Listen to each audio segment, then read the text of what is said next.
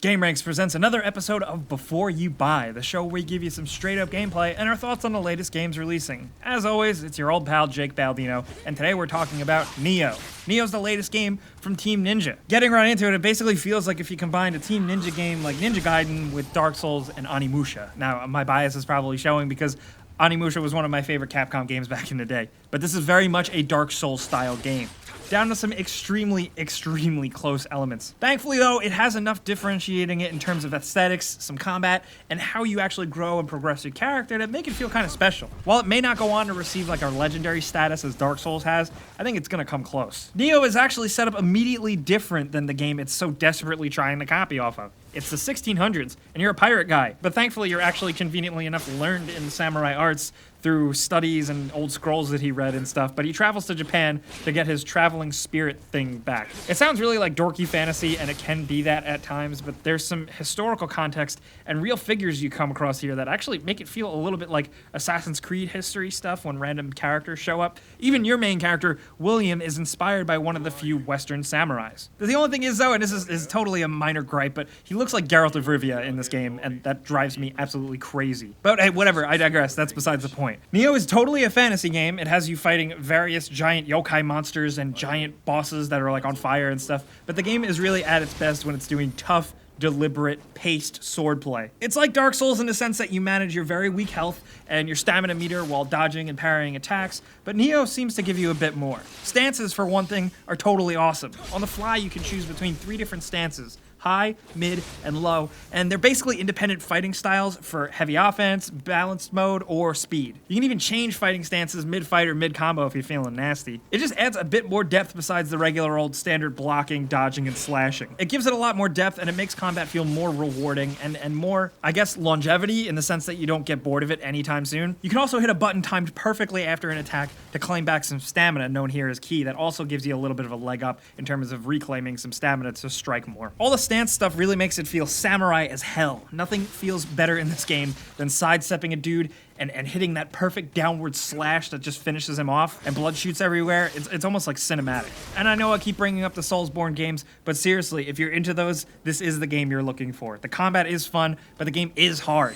You can't tell by the gameplay of me getting my ass kicked here. It's not quite as brutal as the Soulsborne games, but it's up there. You will get frustrated and you will get angry. But believe it or not, this game is mission-based. There's a map to select where to go, you can replay old missions and grind more points, and you can even do side quests. Where it does feel very similar to the Souls games is the emphasis on grinding or collecting souls. They're not called souls here, but you know, it's the same basic concept. Try not to die, save up your points, cash them in, and level up. The gamble is incredibly satisfying and rewarding. There's a reason people like this genre and style of gameplay, and it works really well here, especially since this game also has a lot of other stuff going on, like tons of loot and loot drops. Almost a bit too much, if you ask me. Personally, it's harder to get to know and love that weapon that you're always going to use when you pick up a better one from a downed random enemy every 5 minutes. Besides that, though, there's even more level up trees hidden in menus. You can learn different moves and samurai techniques, magic abilities, and jutsu abilities, all through spending different points. It's honestly a lot, and the depth is totally welcomed. I'm all about it, but sometimes, honestly, you may actually forget about some of these aspects from time to time, and then go back and realize you have a ton of points you haven't spent. The game also has those massive, insane bosses that you walk up to and go, oh shit, I don't want to do this, I can't do this. Not all the boss designs are amazing, but the most important thing is that they're balanced and also challenging,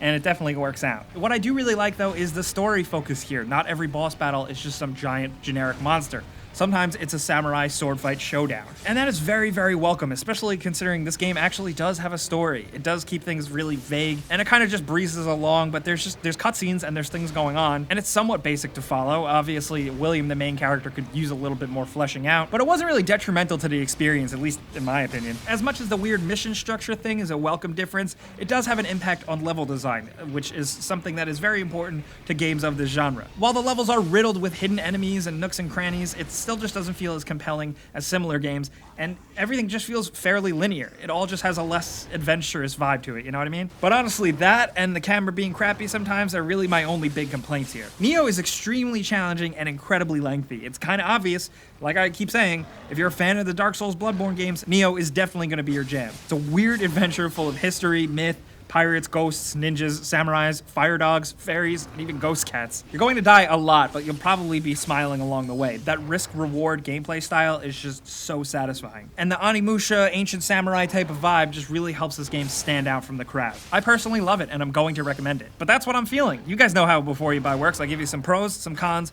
and some personal opinion thrown in there. And now I definitely want to hear yours down in the comments, because I think this game is really great, and I'm really hoping that fans of other games like this really pick this up. I don't know if it's going to alienate and scare other people away. Like I said, I don't think it's as crushingly hard as the Souls games, but it's up there. It's not for every type of player, but I think a community can definitely embrace this game. So let me know if you're down with that. Let me know if you play it and you love it. Let me know if you are scared of it and you're never going to play it. Let's talk about anything Nioh down in the comments. I'll be answering your questions down there, but I'll also be on Twitter, Facebook, and Instagram at Jake Baldino as well. You guys know the deal though. Clicking the like button helps us out a ton. We appreciate it so much. And if you are new, subscribing, clicking that circle button is a good idea because we put out videos every single day. But as always, thanks for watching, and we'll see you guys next time. A cat clock. Manzo's ways are curious indeed. 長政と申す者の守護霊の気配はよく知っておるぞ。Even cats speak in these lands.